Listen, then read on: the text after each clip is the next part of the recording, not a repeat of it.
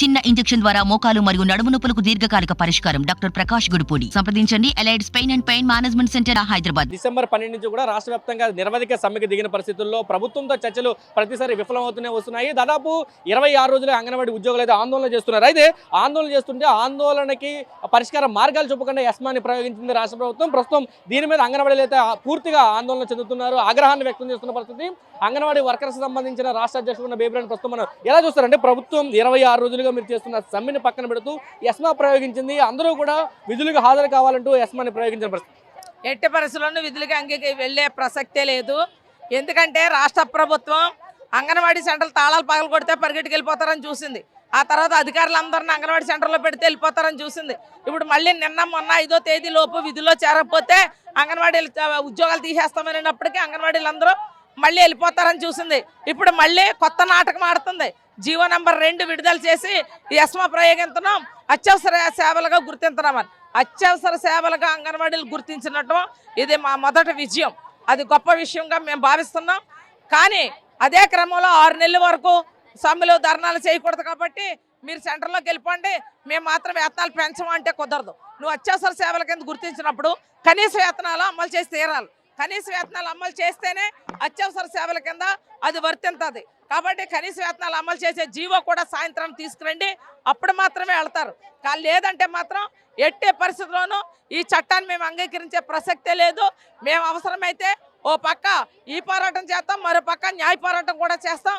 మేము ఏ రకంగా మా ఉద్యోగాలు కాపాడుకోవాలో మాకు తెలుసు. కానీ మీరు మాత్రం ఇలాంటి చౌకబారి వ్యవహారాలు చేయొద్దని చెప్పి మా సమ్మె కొనసాగుద్దని చెప్తున్నాం. అంటే 6 నెలల పాటు ఎటువంటి సమ్మెలకి దిగడానికి వీలు లేదంటూ కూడా జీవోలో చాలా స్పష్టంగా పేర్కొన్న పరిస్థితి. ఏం చెప్తారు అంటే, ఇప్పటికే 26 రోజుల నుంచి ఆందోళన చేస్తుంటే ప్రభుత్వం కనీసం పట్టించుకోలేదు. కానీ 6 నెలల వరకు ఎటువంటి సమ్మెలకి ఆస్కారం లేదంటూ జీవోలో పేర్కొన్నారు.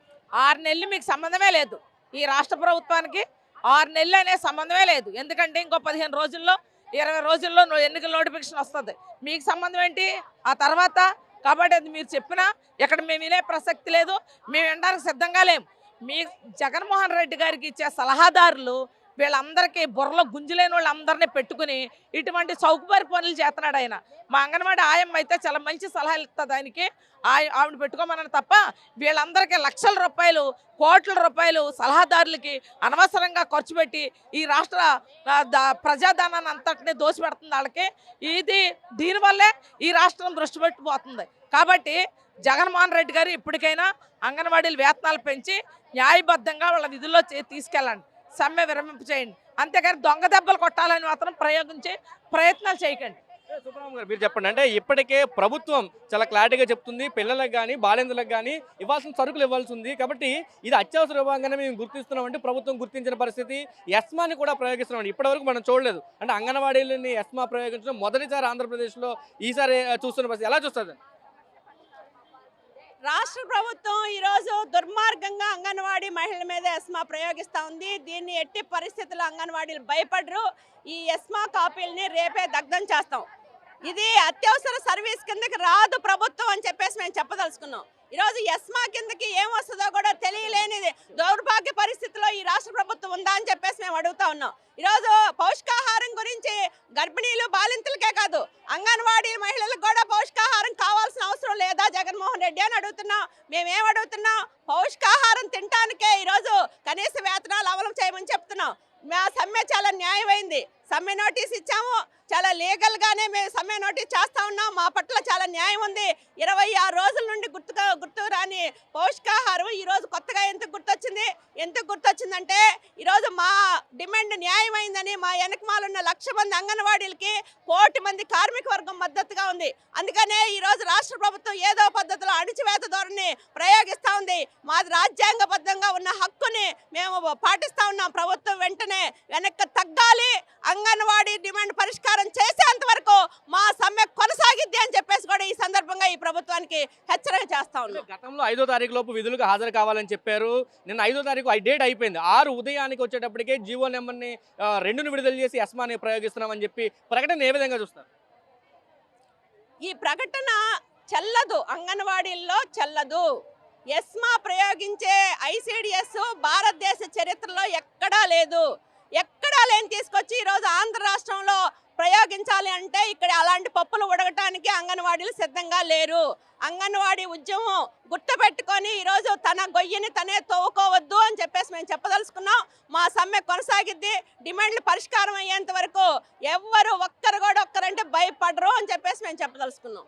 అంగన్వాడీలకు మద్దతుగా రోజు కూడా సమ్మె శిబిరానికి వస్తున్నారు సిపిఎం నాయకులు బాబురావు కూడా వస్తున్నారు. సార్ ఎలా చూస్తారు అంటే ఎస్మా ప్రయోగించేది మేజర్ ఉన్న సంఘాలకి ఎస్మా ప్రయోగిస్తారండి, ఎలక్ట్రిసిటీ కానీ ఇతర మున్సిపల్ కానీ ఇటువంటి వీటికి ఆర్టీసీ ఇటువంటి వీటికి ప్రయోగిస్తారు. కానీ అంగన్వాడీ రంగాన్ని ఎస్మాను ప్రయోగించడం మొదటిసారి ఆంధ్రప్రదేశ్లో చూస్తున్న పరిస్థితి ఎలా చూస్తారు? ఏం లేదు, ప్రభుత్వానికి పోయే కాలం దగ్గరికి వచ్చింది, అంత తప్ప ఏం లేదు. జగన్మోహన్ రెడ్డి గారు ప్రతిపక్షంలో ఉన్నప్పుడు అంగన్వాడీలు సమ్మె చేస్తే అది న్యాయం, నువ్వు అధికారంలో చేసినప్పుడు చేస్తే అది నిషేధం. ఏంటి ద్వంద్వ వైఖరి? మరి ఇదే మాట నువ్వు ప్రతిపక్షంలో ఉన్నప్పుడు ఏమన్నావు? టీడీపీ ప్రభుత్వమే చేస్తే నేను మీకు మద్దతు నిలబడ్డావు, నువ్వు దీక్షలు చేసావు, అప్పుడు ఉద్యమాలు మంచియా? నువ్వు అధికారంలోకి వస్తే ఇవాళ ఉద్యమాలు తప్పు అయిపోయినాయా? సమ్మెలు తప్పు అయిపోయినాయా? అంతేకాదు అత్యవసరం అంటున్నావు. 26 రోజులు సమ్మె తర్వాత నీకు అత్యవసరమని ఇప్పుడు గుర్తొచ్చిందా? నిజంగా అత్యవసరం అయితే అత్యవసరంగా సమ్మె పరిష్కరించు. పిల్లలకి పౌష్టికాహారం అందాలి, గర్భిణీలకు అంత పౌష్టికాహారం అందాలి. ఎందుకు 26 రోజులు కాలయాపన చేసావు? పరిష్కారం చేయి. ఈ రోజు కూడా కాలయాపన చేస్తుంది నువ్వు, పరిష్కారం కోరుకుంటుంది కార్మిక సంఘాలు. నువ్వు ఇవాళ అంగీకరించు, రేపు డ్యూటీకి వెళ్తారు.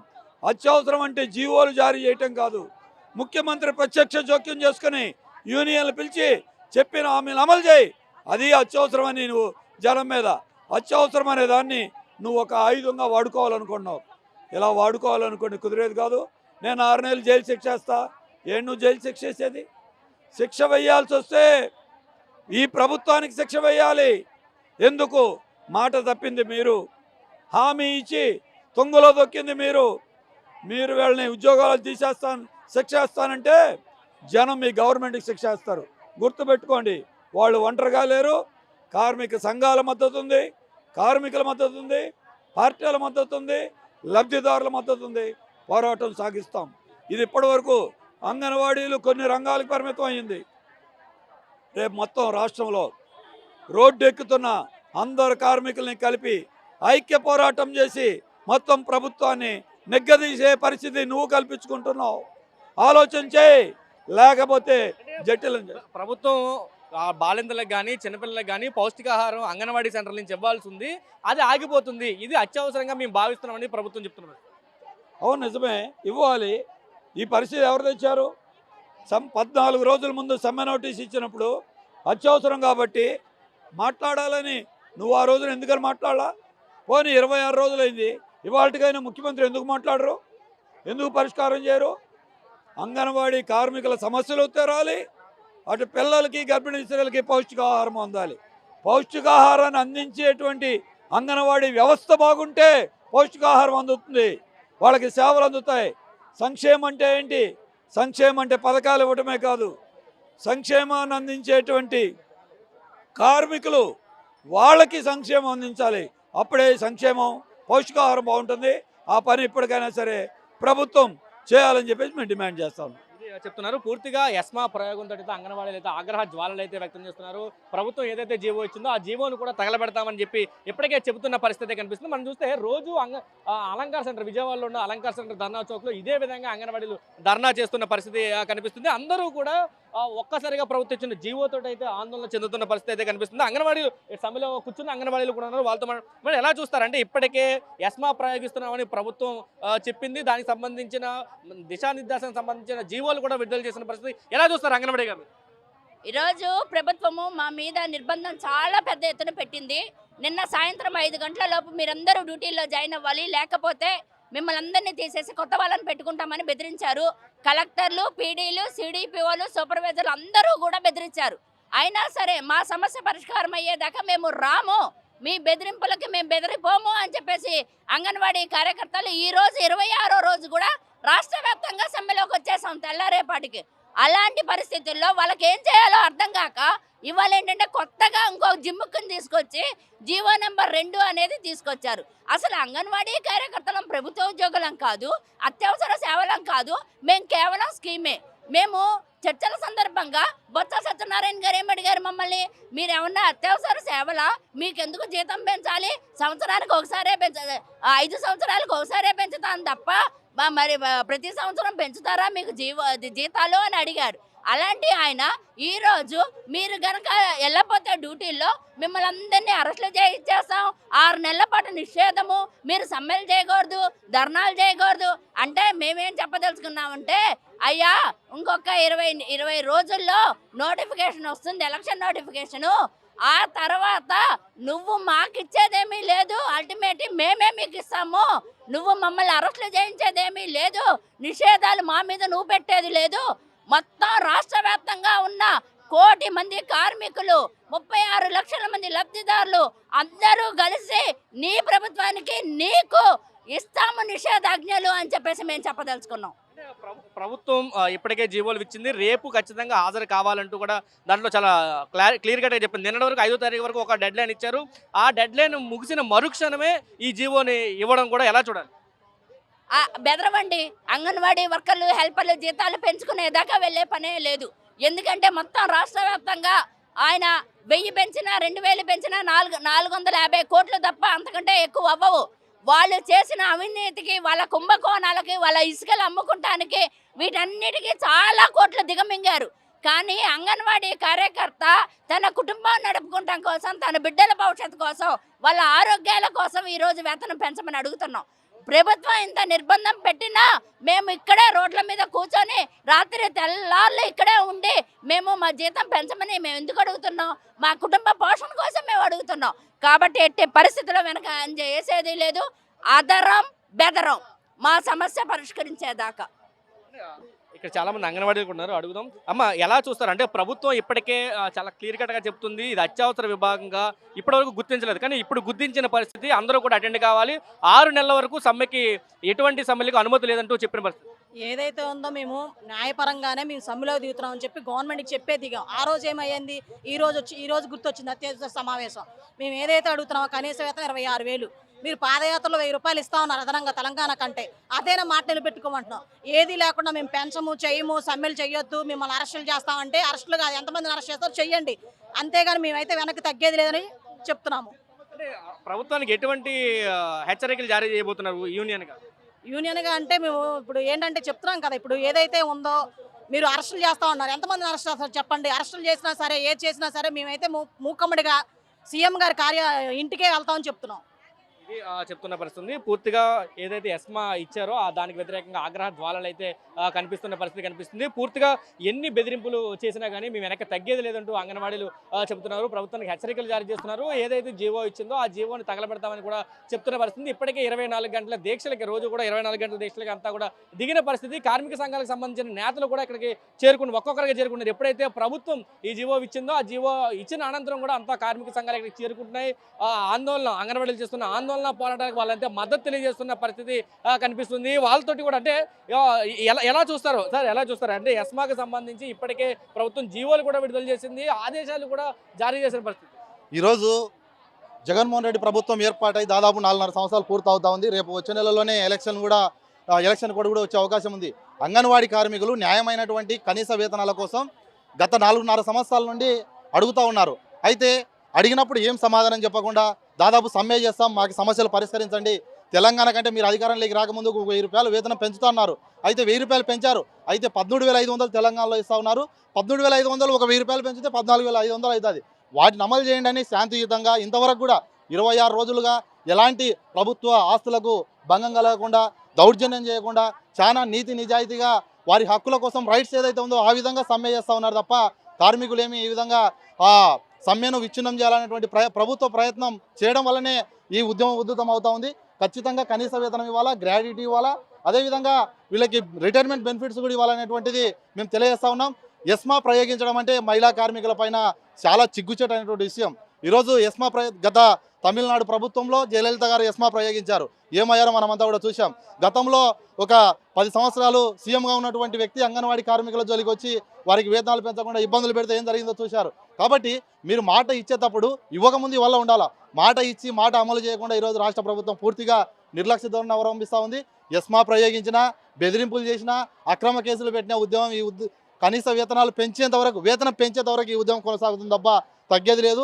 కార్మికులు ఇంకా ఐక్యమత్యంతో ఇంకా ఈ ఉద్యమాన్ని మరింత తీవ్ర స్థాయిలోకి తీసుకోవడానికి కృషి చేస్తూ ఉన్నారని, ఆ ఉద్యమం వెనుక న్యాయమైనటువంటి కార్మిక సంఘాలు ఏఐటీయూసీ, సిఐటియు, ఐఎఫ్టియు అనేక కార్మిక సంఘాలు, వామపక్ష కార్మిక సంఘాలు, రాజకీయ పార్టీలు, మహిళా సంఘాలు, ప్రజా సంఘాలన్నీ కూడా ఈరోజు రోజు రోజుకు మద్దతు పెరిగిపోతుండడం వల్లనే ఈరోజు కార్మికుల పైన ఎస్మా ప్రయోగించారనేటువంటిది మేము భావిస్తూ ఉన్నాం. కాబట్టి ఇలాంటి ఎస్మాలు ఈ ఉద్యమానికి ఏం కావు.